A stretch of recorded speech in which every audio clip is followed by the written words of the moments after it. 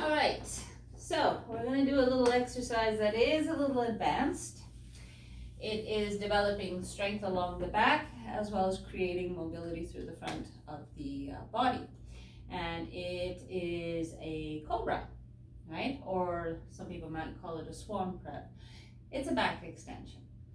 So to position, I want you to feel like you have equal weight through the front of the hips here. And your legs are going to be a little wider than hip width and slightly externally rotated. So your toes are going to be out a little bit. So you get a little bit more opening through the front of the hips there.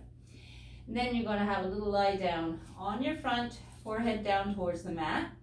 And your hands are going to be wider than shoulder width, and your fingers are going to be a little higher than your shoulders, right? So if you're in this position, we don't want it nice and close. We don't want it out here. We don't want it here. You're just going to have it. You're not cowering on your mat, No. right? So you still want to feel like you have that width, that you're not all crunched up. Your collarbone's nice and open. Okay. So just this hand in a bit. There you go. Okay. So. It differs a little bit because we want to be able to inhale as we float it up. So we're going to start from the top of the head. So you're going to reach the top of your head. You're going to engage your abdominals, and it's not a push down so much into your hands, but a lifting of your breastbone, then your ribs.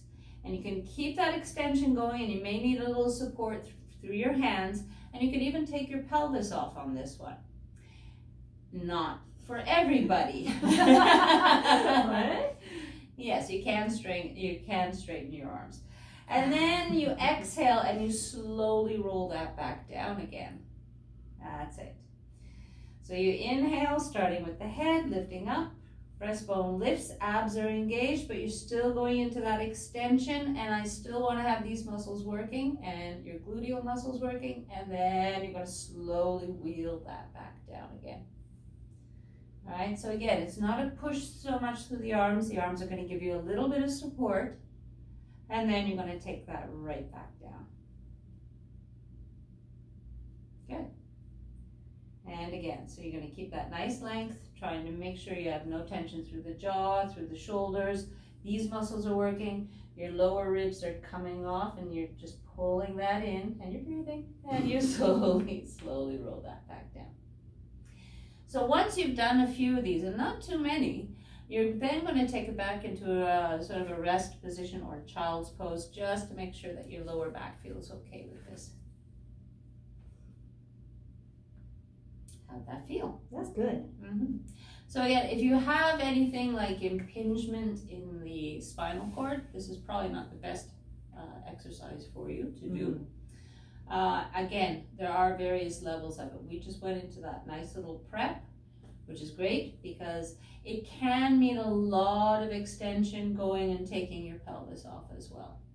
So with that, you'd have to have the hands involved. You would have your hands involved. So if you were down in this position, believe me, I'm not the best candidate for this. But again, externally rotated, and I'm going to start from the top. And I'm going to reach, and I'm going to reach, and I'm going to reach, and then I'm going to slowly. And again, I'm trying to hold as much with my back extension as opposed to through the arms. Got it. And then press back and release that. Again, that part is not for everyone. What we really are focusing on is maintaining that strength by getting that little extension through the upper back. Right. Remember us? We're all like this. So we're just opening up and getting those back extensors working. I think the big key is noticing your back doing the work. Mm-hmm.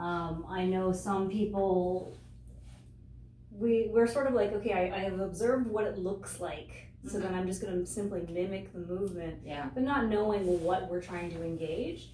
So I have had clients in the past kind of, they'll actually contract through the abdominals, but push their tummy into the floor, and that's how they get up. So they're like, yes, I can totally feel this. Then when I ask where, they're like, well, through my midsection and right through here. Right, because they're starting the movement from the lower back versus just being aware of just sort of using this these action. muscles here. Because that part lifts this, and then this, and then this, as opposed to just going, well, I want to go up. Yes. Right, and the other part is, in yoga, there's the Cobra as well. This is more of a Pilates-based cueing, but in yoga, the Cobra looks like this. And different instructors will use different cues.